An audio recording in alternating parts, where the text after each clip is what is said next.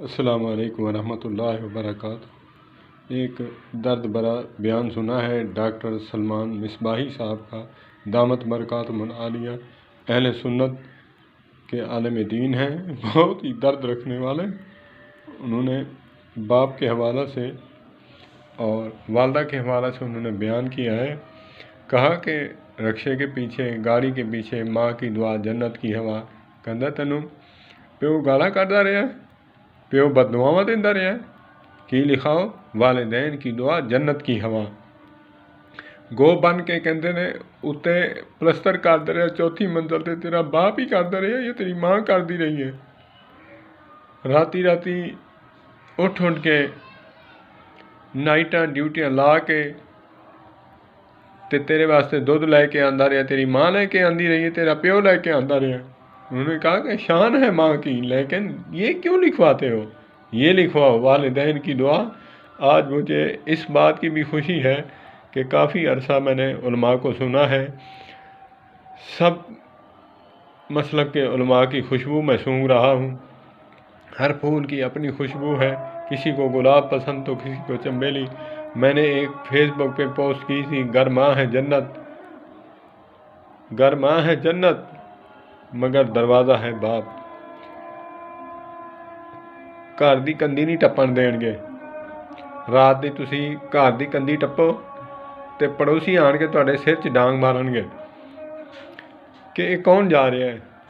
اپنے گھر نہیں وڑن دیندے تے جنت وچ وڑن واسطے ابے دی خدمت کرو گے تے دروازہ کھلے گا، نہیں تے بوا بند ہوئے گا۔ تو اسی طرح میں نے پھر ایک ویڈیو بھی ڈالی ہے اپنے چینل پہ کہ ماں باپ کی دعا یا لکھواؤ والدین کی دعا جنت کی ہوا۔ میرے والدین کی دعا ہے جو آج میں اس مقام پر ہوں۔ میں تو کچھ نہیں، لیکن جو مقام جن کو ملا ہے بزرگان دین کو، وہ بھی نعت خوان ہیں۔ میں نے ایک درد مندانہ اپیل کی تھی کہ علماء کرام اور شعراء کرام اور نعت خوان حضرات، علماء کرام، مؤدبین، مورخین،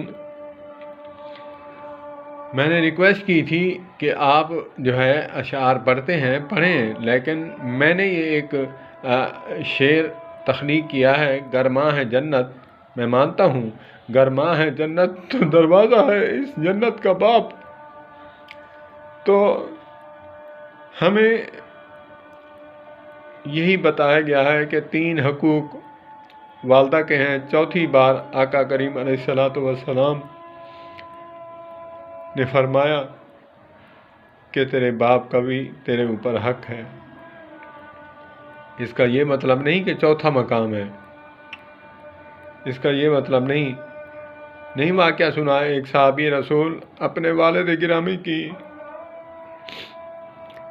شکایت لے کر گیا حضور پاک صلی اللہ تبارک و تعالیٰ علیہ وآلہ وسلم کے پاس، عربی میں اشعار پڑھتا گیا تو وہاں پہنچا تو حضور پاک صلی اللہ علیہ وسلم کو اللہ پاک نے فرمایا کہ آپ جو ہے پوچھیں کہ یہ اشعار عربی میں پڑھتا آیا ہے وہ مجھے سناؤ۔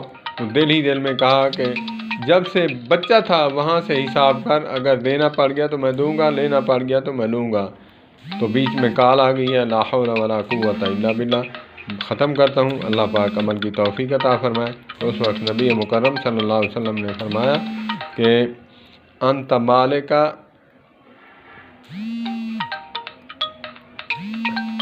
ابوک، تیرا مال اور تو تیرے باپ کی وجہ سے ہے، تو کچھ نہیں۔ گریبان سے پکڑا اور پھینک دیا۔ یہ ہیں والد کے حقوق۔ والسلام علیکم ورحمۃ اللہ۔